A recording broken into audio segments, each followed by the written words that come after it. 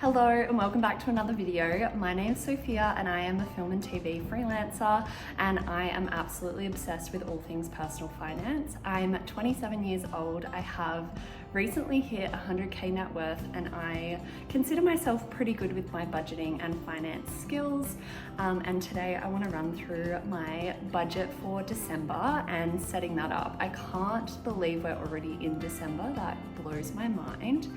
But alas, let's get into it. So I'm going to share my screen and show you my budget tracker and everything that I do to set myself up for a successful month and sort of predict where my expenses are going to go and prepare myself for the month to come. So let's get into it. Okay, so I'm going to be looking down sort of at my laptop, so you can see this on the screen now. I've got my December budget overview dashboard. Oh my gosh, that's a mouthful.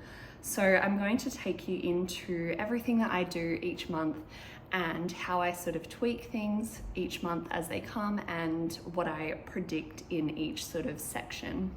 So coming down here, we've got our budget versus actual. So this is a good way to sort of just watch where your money is going and how much is coming in and what you can sort of expect as the days go on for that month. So down here in income, I've got all of the income sources that I sort of think are going to come up this month. I don't think I'll get $30 from surveys. I haven't been doing any because I've just been so busy and it's not really an important income stream for me. I just do it if I have time. I don't think I'll be getting 200 from per diems. That's actually a living away from home allowance that I have been getting to help pay for rent. I think that'll end up, it'll probably end up calculating to be like 200 left over because I have been paying things from that income stream. So like I'll put that in as an expense or a negative out of that income stream as soon as they come up. So not really counting that one as income. And then we've got our tax and our income. So let's get into it. So savings. So I have been quite aggressive with my savings, specifically my investments. I do, because we are going into Christmas, I think there will be a few more expenses that come up that I will want to focus my money on, like gifts and food and all of that sort of thing.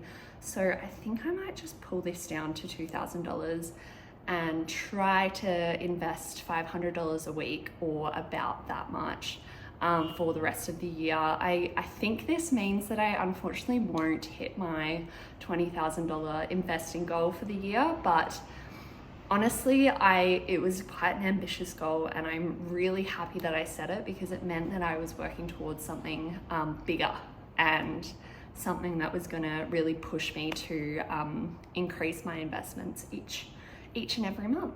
So we'll start with house account. I think 500 is probably a good amount there. I don't really think I'll put any into my general savings. Holiday, 500 is a good amount. I just keep putting money into this sinking fund because eventually I want to take a really good holiday. I don't know when this will be, being, you know, the nature of the game that I'm in. But alas, I keep putting money away into that sinking fund and hopefully I'll be able to take a really good holiday by the end of it. My car expenses sink. I reckon I'll put this at 100. I've been topping this up pretty well the past few months. I know my car is due for a service. I should probably try to book that in when I get back, or I could just wait until the new year. I'm not really sure. It's hard being in Sydney and then having my life in Perth as well and not having my car with me to be able to deal with it. So I might just leave it until the new year, to be honest, because I don't think anything catastrophic would have happened because it's not getting driven that much. Christmas and gifts. So I don't think any money will go into it. Maybe I'll put $50.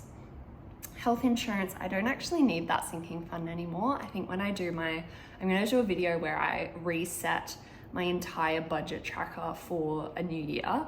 And I think I'm just gonna remove that completely because I'm actually paying my health insurance fortnightly rather than saving up and paying in a lump sum. It just kind of worked out better and that's how I set it up, and it's honestly been pretty good because my health insurance is actually quite affordable this time. So bike bar savings, that one's full, don't need it. Emergency fund, that's full. Personal care fund, that I think that one's full as well.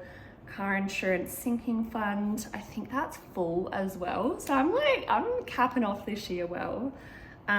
Shopping, camera, I have been putting quite a bit into my camera sinking fund, so I do want to buy like a photography camera or something that sort of inspires me to just get out and take more photos, because that's something I grew up loving doing. So we'll see how we go with that. The one that I do want to buy, I think has now been discontinued, so I really have to just, I don't know, look into what I want to do instead, or what I want to get instead. Alas, we'll figure that one out.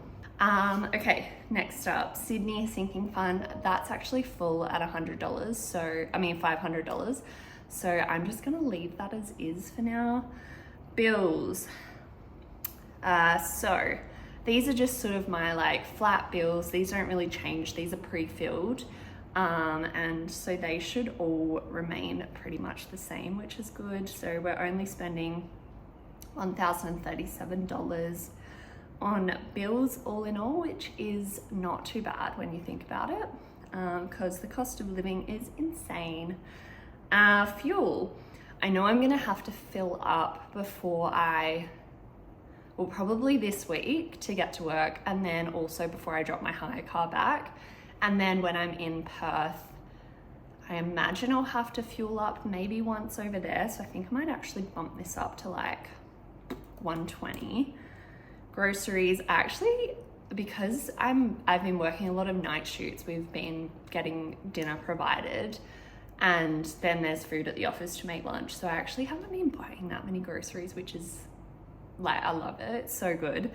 And also when I go back home for the Christmas New Year break, I have a feeling that I'm just gonna have like a lot of things on, and I won't actually be buying that many groceries except when it comes to like ingredients for Christmas lunch and stuff like that. So, and I'm just like bringing a plate. I'm not making the whole thing. So let's do, maybe we'll leave it at 350 just in case, and then if we go under, that would be insane. Restaurants and cafe. Now I'd like to go back to the previous month.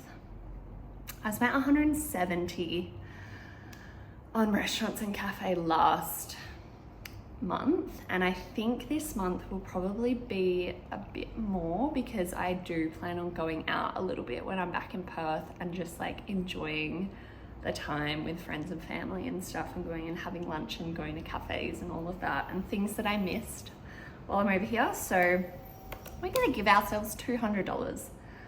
Shopping, I don't foresee needing to do much shopping. I have done a little bit in the past couple of months, so I think we're just gonna make that like $100. Personal care, don't really need that. Already bought Naked Harvest, Bike Bar, and Pilates I won't have time to do. Chiropractor, I actually don't know if I'm gonna be able to get in to see him. I thought that I'd put this in here just in case I could get an appointment when I get back. I'm not sure. I'll have to message him and have a look and see. I think I might leave that as $51 for now, and then if I can get in, that's a bonus. Pharmacy, alcohol, I haven't drunk since moving to Sydney, so I haven't drunk for like 60 something days, which is honestly, it's not that insane for me, but I just think the streak of not drinking for that long is quite wild. And honestly, I feel great. I'm not a big drinker anyway. Like, I will go out and I'll have quite a few drinks if I'm going out for an event or something, but I won't really drink day to day at all. So that's good. And I do think I will need to buy some drinks for New Year or Christmas, so maybe we'll put in $60. Okay, Uber and transport. I will need to use that to get, I won't need that to get to the airport, so I think I'm just gonna leave that at 0. Car expenses 0. Parking. Now, because I'm now living in Paddington, I think my parking is going to end up being, I don't know, I think I might need to put like 60 bucks in there, because I do have to pay for parking sometimes when I go to my gym, which is shit, and it's about $5 each time. So, and I go pretty much every day. So I think I'm going to end up having to spend, I'm going to put 60, but I think it will end up being more than that potentially. Maybe I'll put $80. Oh, that's so gross. I never spend money on parking. Anyway, travel and accom, I don't think I'll do anything in there. Gifts, I actually bought most of my Christmas gifts in November. So I bought lots of gifts, one for my Secret Santa and one for my boyfriend. So I think I'll just bring this down to $200 so I can buy a gift for my sister and my mum and dad, I think, and then I might get something else for West, but we'll see. Maybe I'll make it 250. Dental, don't need that. Books, don't need that. Donations, I've got my other donations over here. Event or activity, I don't plan on doing anything. I don't usually, unless I know that there's like a concert or an event coming up that I'm going to buy a ticket to, I don't generally put money into this here. Financial, we don't need to spend any money there. HelloFresh, miscellaneous, I think I'm going to put 120 here, because I did sign up for a gym membership here in Sydney, and it was actually a Black Friday deal. I signed up on the 30th of November and they had a Black Friday deal still going, and it meant that it was free until the end of the year, which is genuinely amazing because I'm away for 2 weeks anyway. But they do charge 2 weeks in advance plus a $50 like key card fee, which is dumb, but whatever. So I think that's going to be about $120 to pay for the first 2 weeks of January. But it's only like, I think it's like $35 a week, and I get gym 24-hour access, classes, and they're also opening up like a wellness center, which will have like a sauna and all of that as well. So I think that's really great value, to be honest. So all in all, I think that my income spent will be around the $2.5 grand mark. I think it actually has been creeping up quite a bit this year. I don't know, there's just been like random expenses that come up each month that like push it over. So even last month I spent, actually it was pretty close. So last month I spent $2,670, which is not too bad. I think most of that was definitely like groceries and those gifts. So I think this month, if I can keep it down, that would be great. But honestly, it's silly season.